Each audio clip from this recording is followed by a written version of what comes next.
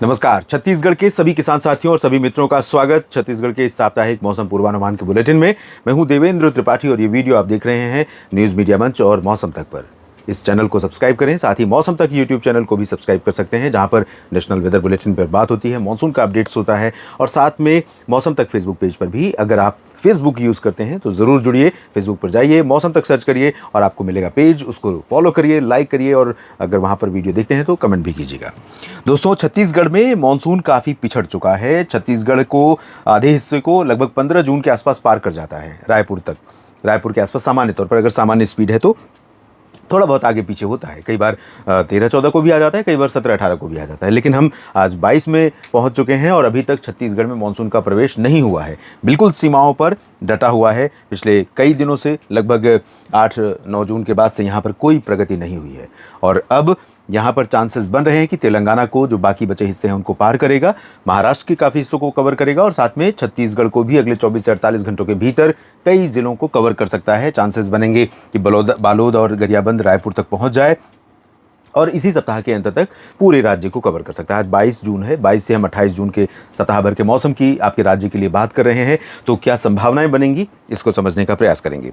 दोस्तों, अभी आमतौर पर क्या होता है कि जून का अंत आते आते मानसून जब पंजाब तक पहुंच चुका होता है या हरियाणा और जम्मू कश्मीर तक पहुंच चुका होता है, इधर गुजरात में पहुंच चुका होता है, तो उस समय एक एक्सिस ऑफ मानसून ट्रफ धीरे धीरे फॉर्म होने लगती है। अभी भी सीजनल ट्रफ बन रही है, लेकिन वो राजस्थान और उड़ीसा, राजस्थान और बिहार, राजस्थान पश्चिम बंगाल के बीच में बन रही है, लगभग इस तरह से ये है। और यही location axis of monsoon trough की भी होती है।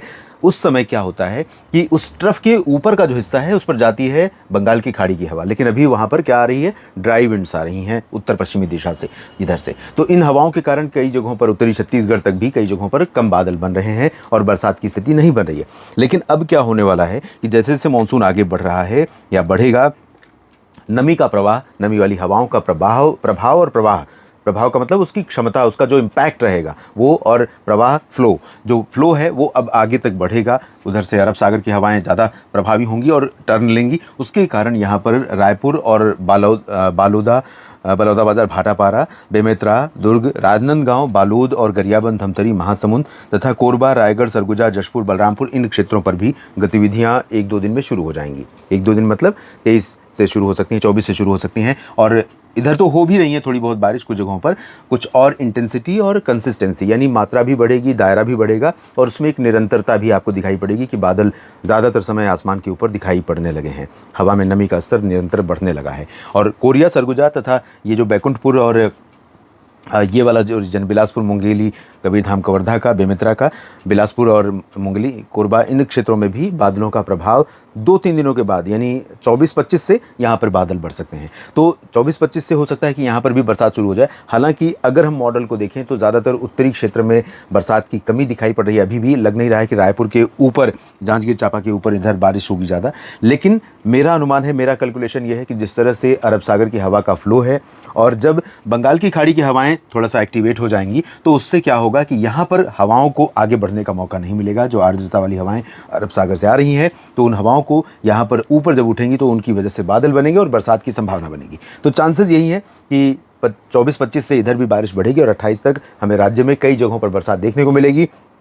ओवरऑल अभी तक छत्तीसगढ़ में जो बरसात हुई है वो औसत से नीचे पहुंच गई है, क्योंकि बरसात में कमी है, मानसून पीछे है और इससे आंकड़े जो है हर ज़िले के वो घटते जा रहे हैं। लेकिन इस सप्ताह पिछले सप्ताह की तुलना में या पिछले दिनों की तुलना में थोड़ा सा संतोष किसान साथियों को कई जगहों पर हो सकता है। हालांकि सभी जगहों पर नहीं, कुछ जगहों पर अभी भी आपको निराशा हाथ लग सकती है, क्योंकि जो परिस्थिति बनी हुई है वो ये बनी है कि सभी जगहों पर एक साथ मानसून एक्टिव नहीं हो रहा है और मानसून इस बार कमज़ोर है एल नीनो के प्रभाव से, ये हम सभी जानते हैं।